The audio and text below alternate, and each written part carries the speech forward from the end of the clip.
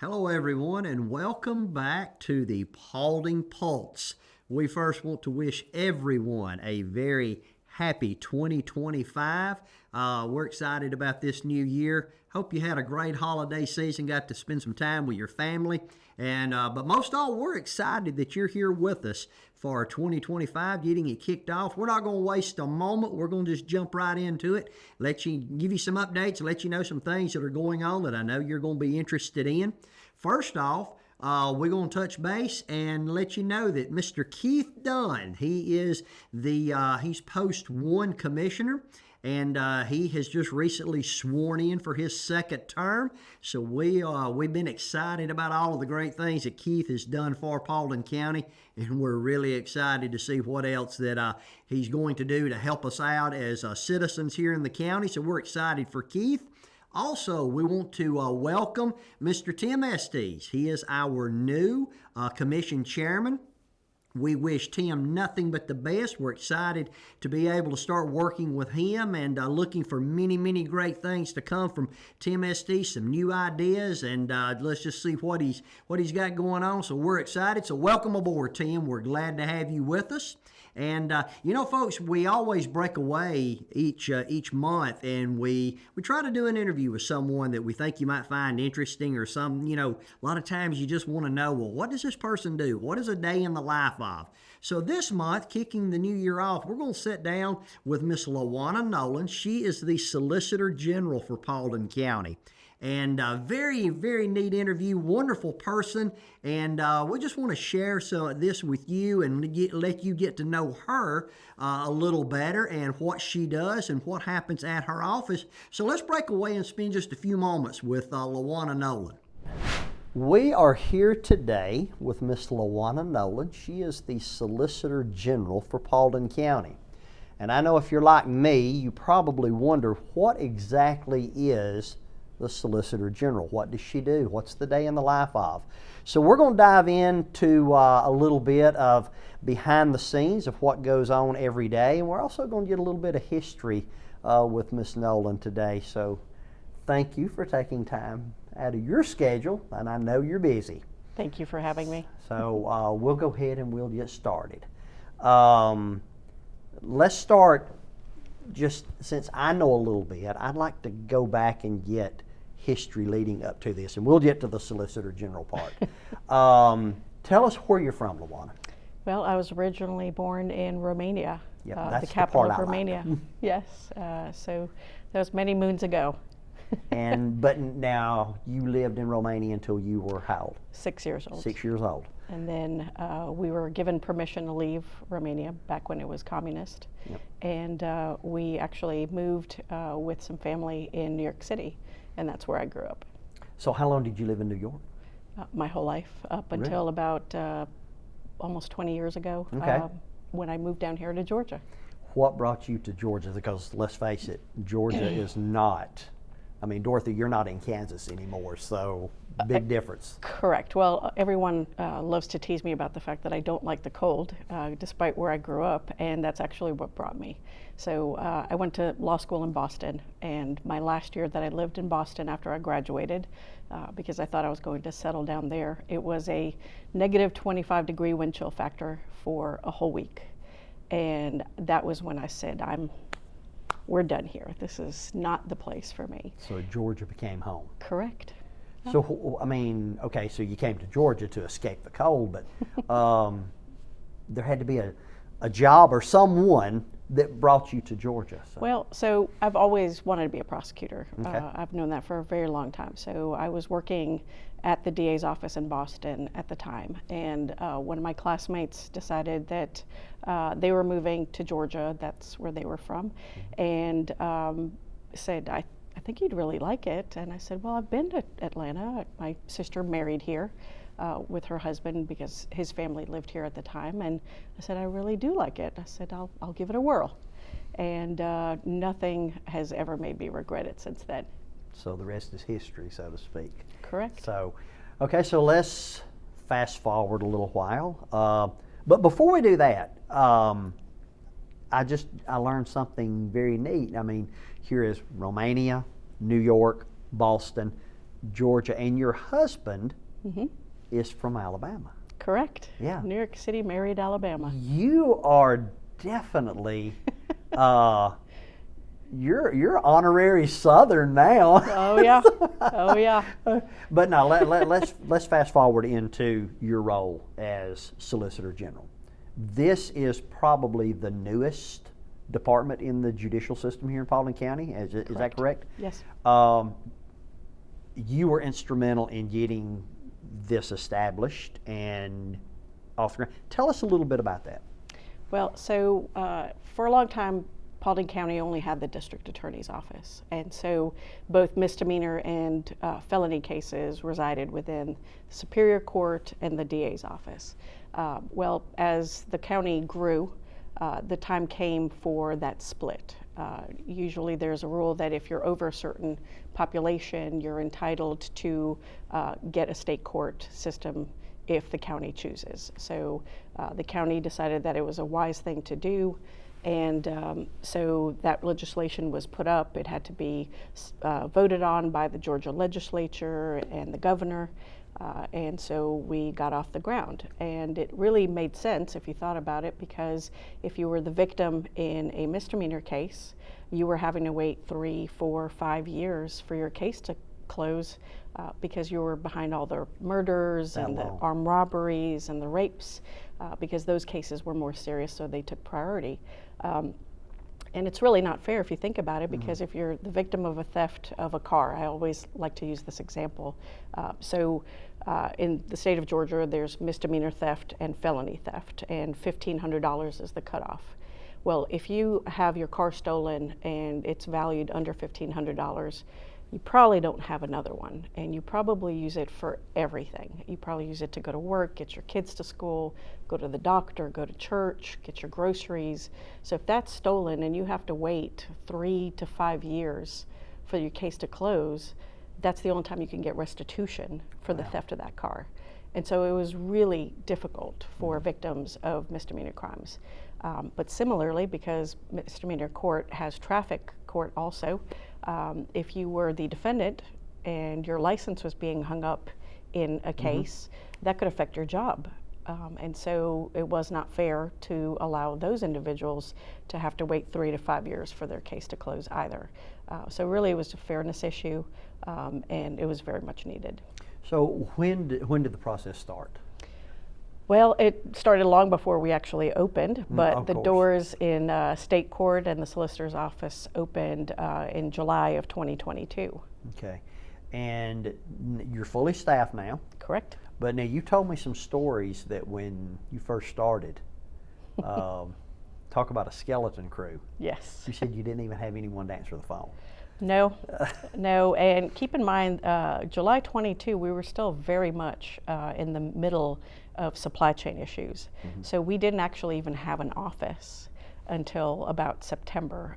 Everything was on hold, and every time we were told that things would arrive, the county would be told, still not arriving, it's on delay. And so really I opened the doors to the office in the district attorney's office in the conference room. That was my office. And some of the members of the DA's office actually were given to me to the solicitor's office because they didn't need the extra bodies at that point. So they were in their offices that they had been in the DA's office, and I was in the conference room until we opened the doors. So it was difficult. It was very difficult. I can only imagine. So you have a staff of how many now? 13. 13. Including myself.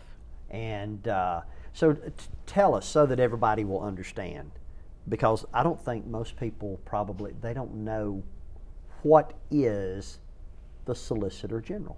What is a day in the life of Luana Nolen? Well, it's a good question because I never know when I get here. I always have a plan and I always have a to-do list, but nothing ever goes according to plan. So we're still in a lot of setup mode, and we still have to deal with creating processes with other agencies because we cannot survive in a vacuum. We are dependent upon other agencies such as the Sheriff's Office, Hiram Police Department, Dallas Police Department, the Clerk's Office, animal control, any number of agencies to get our information from. And so things always tend to come up, and because we're still under 3 years old, there might not be a process for it. So I start with my to-do list that I have, and phone calls start coming in, and I have to jump to that. But I also keep a caseload. So I always have to be in court at various times also. So it's a lot. The phone never stops ringing. It just goes off all the time. So what would be a scenario of where a resident would need to call your office? Well, if they've got a misdemeanor case, Okay. And they are the victim. Is this all misdemeanor cases? Yes, if it's just a misdemeanor, there are no felony charges, it will be in state court. Okay. And so since we are the prosecuting agency for state court, so it's the DA's office for Superior Court and the Solicitor's office for state court. Okay. So we essentially serve the same function as the district attorney's office. Okay, and I think probably most people didn't realize that, that, just how close those two positions are. So what do you see? I mean, because I know your caseload, you said, is just unreal, just tremendous. And Paulding County the growth is not slowing down. No. What do you see, 5 years for your office? In 5 years, we could conceivably almost double in size. Really? The cases do not stop coming in. Yeah. They do not. And we already started with a backlog because during COVID times, the Supreme Court of the state of Georgia had said that all jurisdictions were to focus on serious violent felony crimes. So in a jurisdiction like ours where we had misdemeanors and felonies in the same office, the misdemeanors got put to the side. So when we opened the doors, we only had 2 victim advocates, and we had a slew of cases that no one had ever made contact with the victims, not by anyone's fault, Wow. but because they were required to focus on the serious violent felonies. And so it was the first time we were reaching out to victims, and our 2 advocates were just making phone calls So you opened nonstop. up day one with a backlog Correct. of how many? Over 5,000. Over 5,000. Wow. And that doesn't include the traffic cases. Wow. Well, I know I see you shared with me just walking down the hall and showed me the files, and it's pretty staggering. It is. When you see that, and it's handled with 13 of you. So Correct. I can't even begin to imagine That's right. a day in your shoes. So, what would you like to say to the residents of Paulding County as far as the Solicitor General? Well, we're here to serve you. That's why we were created. If you're a victim and you have any questions, they can always call us. We also try to help folks, right? So we do traffic court, and everybody expects that we're trying to lock them up for speeding and whatnot, but that's not actually what we do. So we try to explain to folks why it's bad to commit traffic violations, right? One of the unique things about Paulding County is that our population right now is far exceeding our road capacity. So part of the problem here is that we've got folks coming in from different parts of the country, which can be a wonderful thing, right? We've got new businesses sprouting up, and we're learning about each other. However, the problem is that with folks from other parts of the country, you bring different driving styles. Every part of the country has its own colloquialisms, and driving is no different.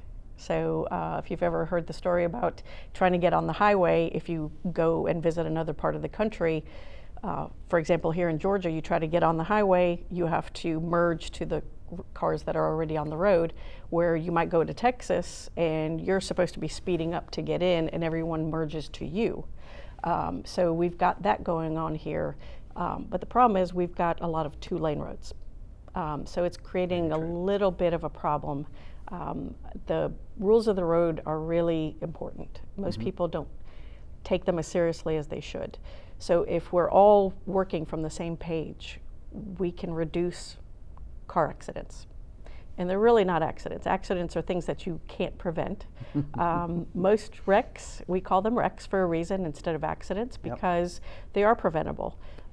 So if we're all working from the same page, we know what the other car is going to do, the other car knows what we're going to do, and we could avoid a wreck. But when you bring folks from all over the place, everyone does things a little bit differently. So we have a lot of wrecks right now. And that's something we're trying to change, and trying to educate folks as to the Georgia rules of driving, to keep that down, and that's really important. Well, the reach of your department is pretty massive. I mean, with everything that you do. I just feel like that we would be missing so much. You had shared something with me before we started the interview, and this is backtracking a little bit. As of this interview, just yesterday, we lost the 39th president, Mr. Jimmy Carter. But you have a connection there with Mr. Carter. I do. Could you share that? So President Carter was the first United States president to visit Romania in 1979, in many years since before communism arrived to Romania. And he came with a list of family names and approached the president of Romania and said, as a gesture of goodwill, would you please release these families? Because keep in mind, in communism, there's no free travel. You can't just go on vacation wherever you want. You have to have permission to leave the country from the government.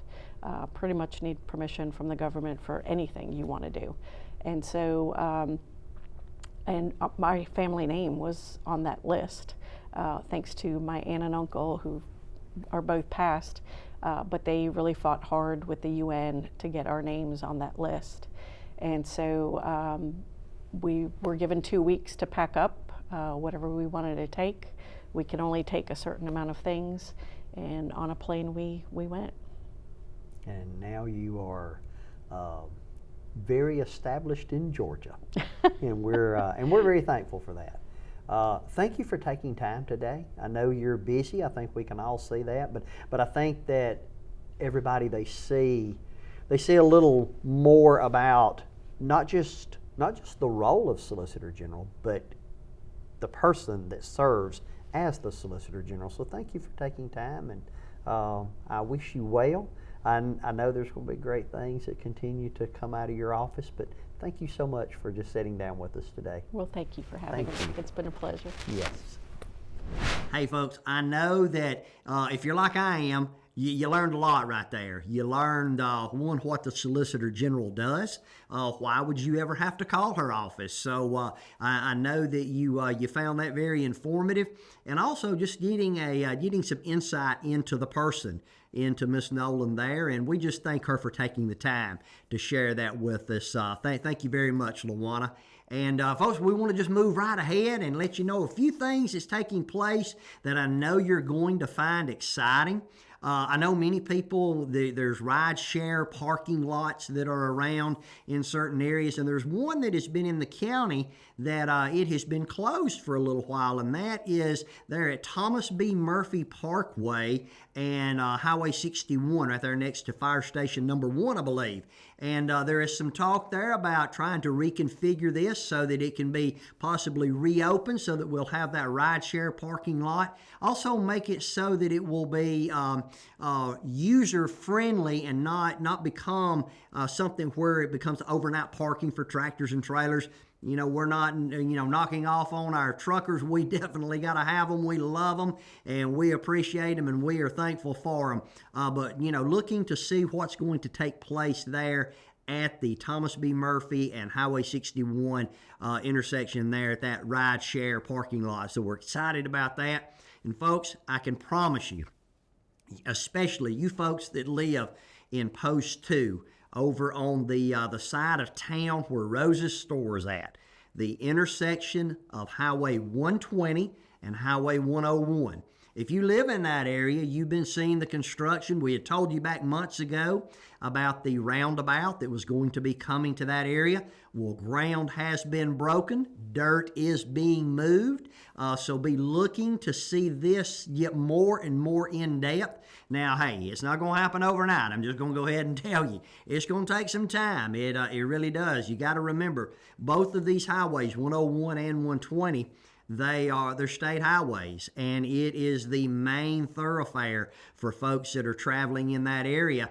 And the sad part about it is what's going to make it challenging is there's not much of a detour alternative to get around that area. So it is going to take it a little while, but ground has been broken. Things are beginning to happen. So the roundabout is well on its way. And hey, we are just excited about that, as I know everyone in Post 2 especially, but everybody in the county, if you travel that side of town, I know you're going to find this very helpful. So, with that, we're excited that you joined us today. We're excited that you have chosen to spend a little bit of time with us at the Paulding Pulse, and we're excited. 2025 is well underway. Hey, if it's anything like 2024, things are going to be great. We're excited that you are here. Tell all your friends and neighbors, share the videos. Let everyone know that we are here each and every month at the first of the month, and we just want to get to know each and every one of you a little better. And remember what we always say, come back and meet us next month at the Pulse of the Action.